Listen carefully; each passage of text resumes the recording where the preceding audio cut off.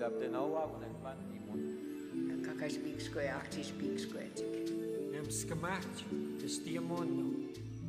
kinuamdan dawem damen kilwen minwa.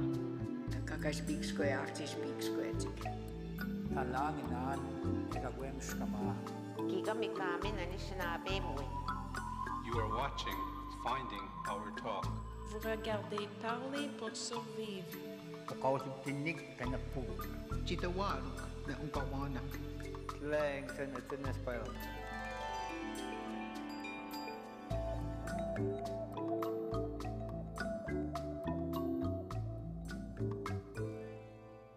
Hello, welcome to Finding Our Talk. I'm Paul Chaput. I'm your host for this series which looks at Aboriginal languages in Canada. Today we visit the Huron-Wendat of Wendake near Quebec City. At one time, Huron was the language of commerce all up and down the St. Lawrence, used by over 50 Aboriginal nations in northeastern America. Because the Huron were one of the first peoples to have contact with the Europeans, their language also played an historic role in those relations. This was the Aboriginal language learned by early explorers, missionaries, and traders. Today, there are so few speakers that this Iroquoian language is considered almost extinct.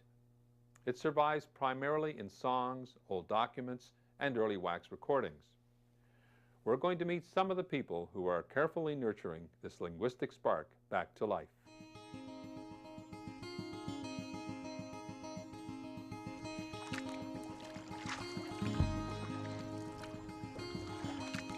Allô, Maurice? Qu'est-ce qu'il y a là-dedans? Depuis longtemps que je m'intéresse à la langue Wendat. Si on dit que lorsqu'on me donne comme référence comme étant celui qui va permettre à la langue d'être reparlée et non ressuscitée, parce qu'une langue n'est jamais morte, c'est les locuteurs qui arrêtent de parler. C'est oui. Je pense que c'est mon père, je pense en partie. Mon père qui est un nationaliste. Hey, quoi? Quoi, Wendat? Où est-ce qu'il y a? Ça fait un petit feu. Donc, mon père, lui, qui est Wendat, de père et de mère, qui est très fier de sa culture, m'a transmis tout cet héritage-là. Nos voyages en forêt. Il m'a emmené d'être très jeune en Huronie, où le pays des ancêtres m'a parlé de ça. Non, il m'a donné comme une espèce de fierté d'être Wendat. C'est un. C'est d'en haut. Ciao. Tes grands-parents parlaient-tu Huron, toi, Roland? Tes grands-parents? Mon grand-père, oui. Il chantait avec Caroline Gros-Louis. Ah ouais? Ouais. Il chantait des chants Wendat? Je l'ai entendu, moi, sur une cassette? Non, un rouleau de cire. Ah ouais? C'est ma fille, quand elle travaillait à Ottawa, elle a trouvé ça. Ah ouais? Dans les archives, puis j'ai écouté ça. La beau. Première fois, j'entendais mon grand-père chanter. J'aimais ça. C'était bon, ça, c'est une belle langue, hein? Ben, oui, c'est ouais. une belle langue. C'est de valeur que ça soit disparu, hein? Ton père, il l'a pas appris? Non. Pourquoi il n'a pas appris ça? Sa mère, c'était une Canadienne-Française. Tu penses que c'est ça? Ah, ouais. C'est ça. Fait que là, la langue, ben, elle se perd de même. Lui, il a attrapé, puis lui, les enfants vivaient avec la mère. C'est ça. Puis la mère parlait français. Ouais. Toi, t'aimerais ça parler la langue Huron un jour? Ben. Parler un peu? Certainement. Ouais. Si t'as pas de langue, c'est une culture, la langue. Très important. La culture aussi est importante. Ben, la culture, surtout, ça fait partie du spirituel avec. Ça fait tout s'enchaîne, hein? Ça fait un cercle, ça. Tu penses-tu un jour que les Hurons vont parler la langue un jour, peut-être? Moi, j'espère bien. Ouais. Que les jeunes soient capables de l'apprendre, puis que qu'on puisse s'en servir un jour. Ça sera une bonne chose.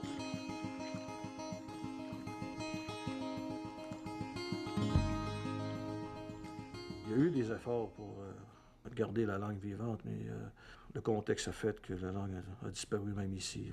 Je veux dire, lorsque tu es rendu un groupe de 300 personnes environ, entouré de milliers de personnes qui ne parlent pas ta langue, il faut avoir une économie très, très forte pour que les gens disent « Nous, on va apprendre le Wendat, puis on va parler avec eux autres, parce que c'est nous les patrons. » On n'avait plus de champs cultivés. Nos forêts étaient occupées par des chasseurs sportifs. On n'avait plus d'économie de base, en réel. Donc, nous, c'est nous qu'il fallait s'adapter. C'était l'inverse au début de la colonie. Les Européens devaient s'adapter aux Wendat et aux autres Amérindiens pour survivre. Et par la suite, lorsqu'ils sont devenus plus nombreux, mais c'était nous qui s'adaptaient. J'ai demandé à mon père un jour, j'ai dit, écoute, là, je souffre tellement de voir qu'on est rendu assimilé à beaucoup de niveaux, au point de vue économique, au point de vue... on dit que nos ancêtres étaient des cultivateurs, où sont nos champs. On dit qu'on avait une spiritualité, on dit qu'on avait une langue. J'ai dit à mon père, j'ai dit, pourquoi qu'on n'a pas tout simplement disparu? On ne souffrirait pas aujourd'hui. Moi, je ne souffrirais pas. Ou d'autres gens comme moi ne souffriraient pas. Il m'a dit, Michel, il dit, nous, il dit, ce qu'on est, on est les gardiens du nom Wendat. Et un jour, on va revenir fort. Et on va reparler notre langue.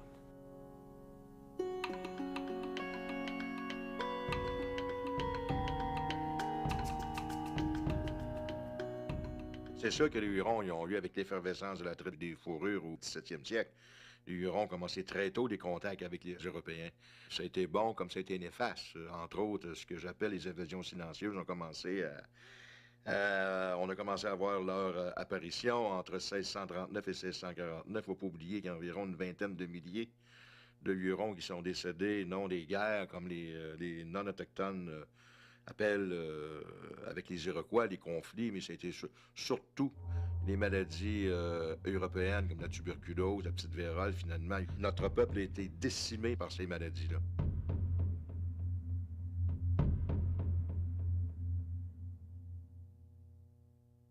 Parce que les Hurons avaient l'habitude d'aller à la cabane d'automne dans le bout de Saint-Raymond-de-Port-Neuf. Chacun des familles allait dans leur territoire de chasse et pêche.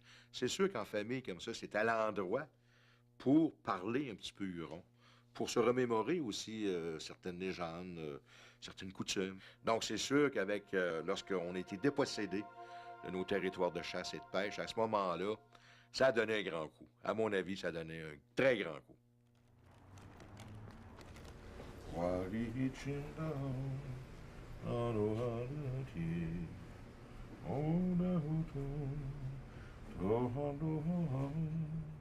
Je compose bien sûr en français, mais sur les Hurons, puis des fois très imagé. Et lorsqu'à un moment donné, je veux traduire certains textes, c'est sûr que je suis obligé de travailler avec les lexiques existants. Exemple du Récollet Sagard, dans le début du 17e siècle. Ensuite, il y a eu le jésuite Chaumonot. Puis par la suite, il y a d'autres linguistes qui sont venus ici dans la communauté, ou peut-être en 1830, 35, tout ça. Donc, on est obligé d'y aller comme ça. D'y aller en se recueillant, puis en allant chercher, puiser dans ces textes-là pour essayer de composer quelque chose. Parce que c'est écrit en langue huronne avec en français, donc on essaye tant bien que mal. C'est sûr qu'actuellement, est-ce qu'on parlerait le véritable huron comme en Huronie, j'en doute.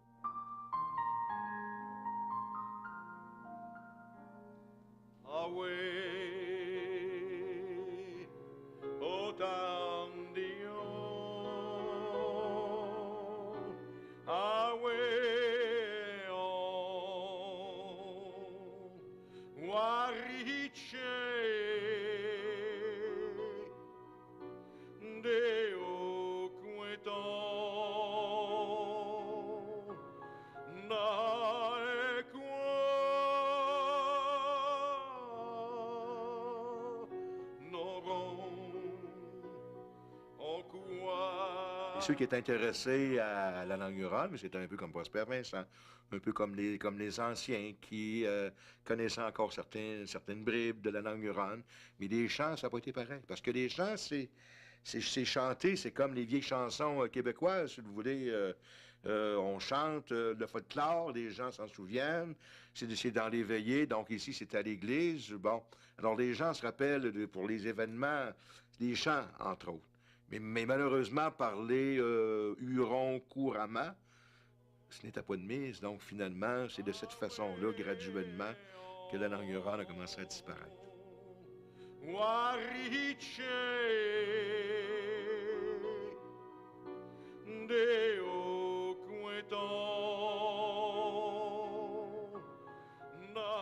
Par la danse et par ces chants-là, à l'occasion d'événements spéciaux, de fêtes, ou d'organisation pour la nomination d'un chef honoraire. C'est de cette façon-là qu'on a réussi, à mon avis, à sauvegarder certains chants comme ça. Donc, c'est sûr que dans le fond de notre cœur, dans le fond des cœurs des Hurons et des Huronnes, ils les chantaient, c'est sûr, avec une certaine nostalgie, en se rappelant, en voyant l'image du passé.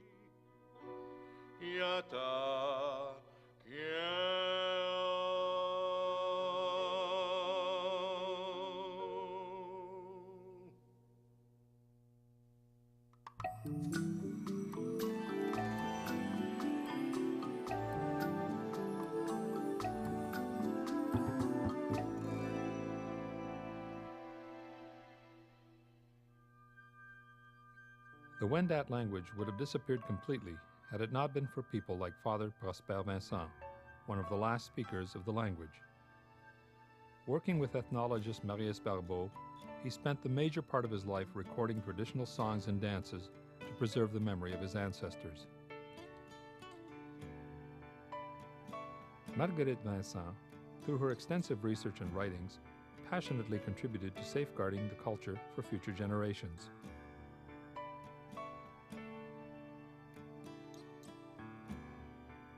Frank Nadaway, a spiritual leader and Mohawk linguist, maintained a close relationship with many people of the Huron Nation, sharing his knowledge and the love of the language in a truly generous manner.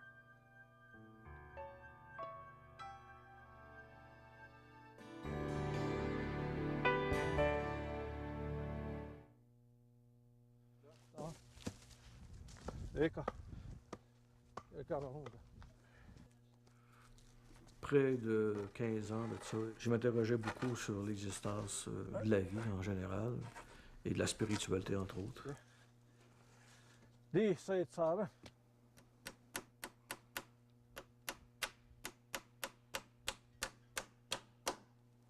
Une toile en Huron, c'est Chirouane. Chirouane. J'avais des questions à me poser sur la spiritualité de mes ancêtres, ou des peuples, nos grands-parents ou des arrière-grands-parents. Plus que je m'interrogeais, plus que je faisais de recherche dans la spiritualité autochtone, je découvrais que c'était un univers qui était merveilleux, qui était beau. Et puis un jour, j'ai dit, je m'intéresse à la spiritualité de mes ancêtres, je veux travailler, je veux vivre ça.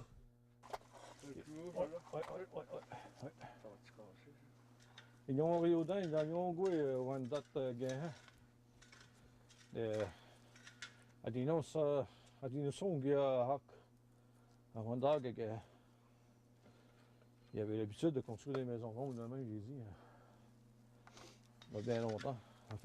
On faisait beaucoup. Notre langue, c'est une chanson, c'est une mélodie, c'est une magie. Ça nous guérit aussi, au niveau d'identité et tout.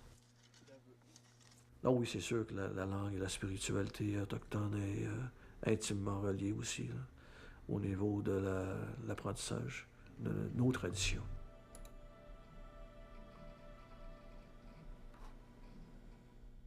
Aujourd'hui, on a beaucoup d'outils qui nous permettent d'enseigner la langue. Présentement, le multimédia fait fureur.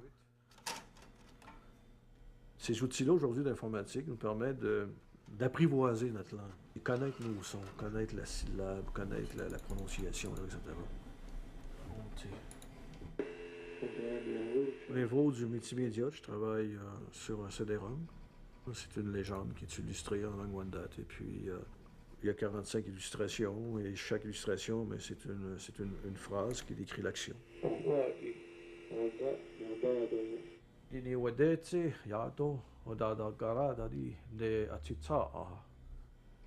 Ces CD-ROM-là pourraient servir à des jeunes à l'école au niveau de la phonétique, au niveau de la prononciation.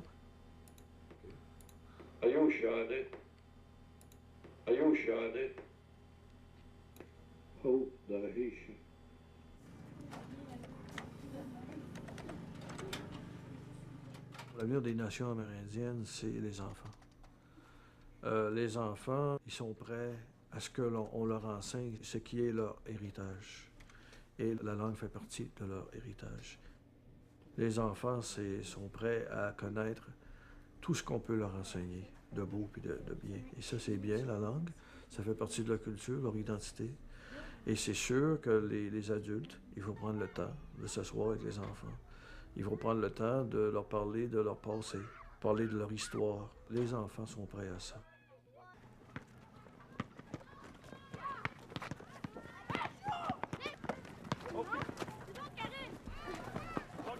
Si jamais on donnait des cours du rond à l'école, est-ce que tu aimerais ça? Oui. Pourquoi? Ben, parce que, tu sais, c'est fun d'apprendre notre langue, parce que, tu sais, il me semble que si on est huron, ce serait mieux d'apprendre notre langue qu'apprendre une autre langue, tu sais, que c'est pas notre vraie langue, là, tu sais, c'est mieux. Si j'avais la chance d'apprendre à parler huron, je l'apprendrais à ma famille puis mes amis tout ça, qui parlent huron. Est-ce que tu sais comment dire « je t'aime » en huron? Non, mais genre, tu sais... Arrête de dire genre. Tidai. Tu vois, le matin, Tidai, ça veut dire c'est le nom de notre école. Qu'est-ce que tu dis? Ben, Tidai, là, ça veut dire le castor, c'est le nom de notre école. Qu'est-ce que vous connaissez d'autre en huron? Coucou. Coucou, ça veut dire bonjour.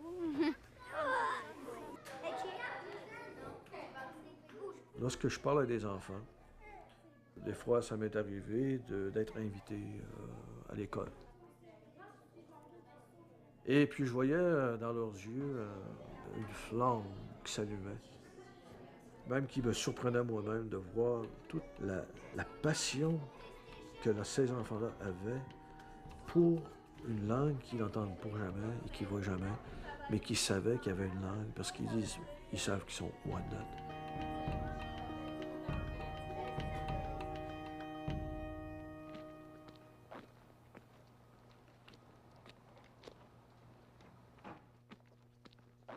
Pour la régénérescence de la langue, la volonté politique n'était pas là. Les gens prennent plus conscience comment ça peut être important d'avoir des bases au point de vue de la langue, parce que ça fait partie de notre identité aussi. De nos jours, le mode de vie n'est pas le même. Disons qu'on est un petit noyau inséré dans une grande masse. Nous sommes ni plus ni moins submergés par toutes sortes de cultures ou de langues qui n'étaient pas à l'origine les nôtres. C'est difficile de transmettre dans ce contexte-là. Je te regardais, puis il y avait une goutte, puis là, je riais.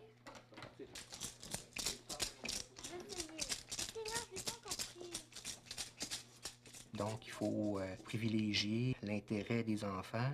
Si nous sommes intéressés à s'impliquer activement, et les enfants, ben, ils vont suivre aussi.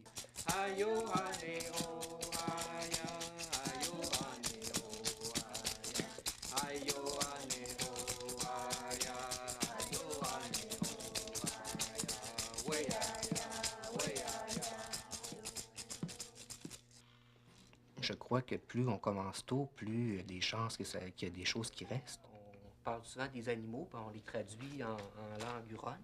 On parlait du chevreuil. De l'ours aussi. Oui, de l'ours. La partie du corps, les parties de corps aussi, hein, les haonta, les oreilles. Chevreuil, c'est ce qu'on entend. Ce qu'on entend. Je crois fermement qu'on peut régénérer la langue Wendat. On aurait tous les outils pour le faire. C'est comme les plantes qu'on leur donne toute l'attention et la nourriture qu'il leur faut pour qu'ils puissent regermer, revivre sous le soleil. Je pense que c'est possible.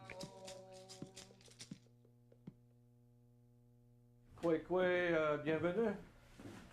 Un autre cours à Guadere-Wanyesta de Yawandas.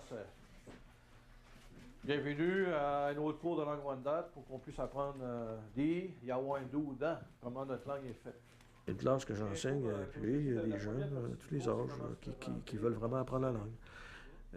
On manque de matériel didactique, bien entendu. On n'a pas assez de matériel. Il y a beaucoup de travail à faire, énormément.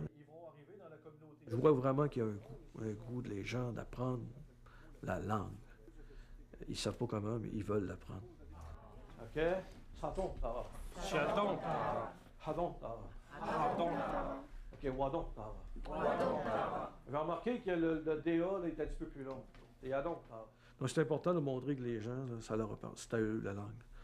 Et puis en même temps qu'à travers ça, ils vont se découvrir à travers la langue, la culture et tout ça. L'île, Wanda, dans ce cas-ci, l'île, parce que ici tu mets un R, A, H, K, A.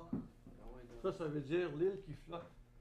C'est même le créateur, Sogwayadishai, créateur, ça veut dire celui qui nous a fait, qui a complété la création. Donc, même dans le... J'aimerais transmettre la croyance que j'ai, de cette passion à tout le monde de ma nation. J'espère que j'ai réussi à le faire dans certains cas.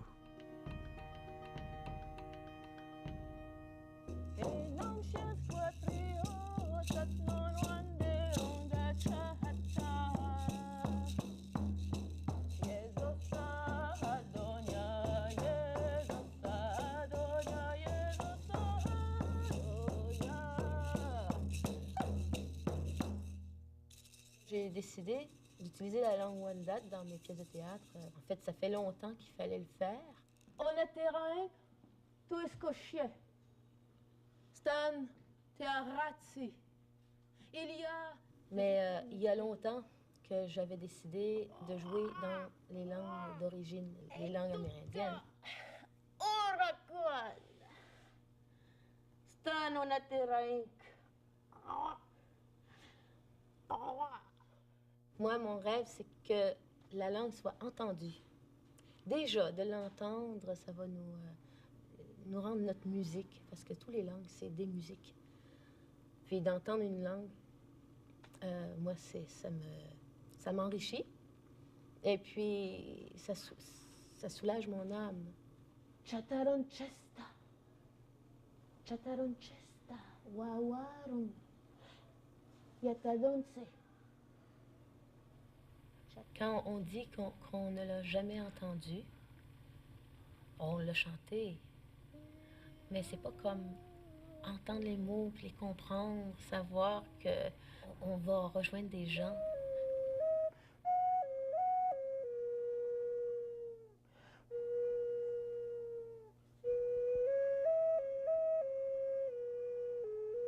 Je souhaite que tous les Amérindiens ne soient pas gênés de jouer dans leur langue, même sans aucune traduction, qu'on puisse entendre sur le territoire les langues amérindiennes.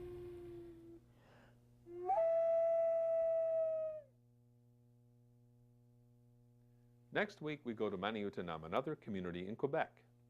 We'll meet Florent Volant, a dynamic Innu singer-songwriter, and discover how popular music can bring young people back into their language and culture. We'd like to hear your comments on our program and any suggestions for future episodes. Just drop us a line. We'd love to hear from you. Thanks for watching, and see you next time on Finding Our Talk.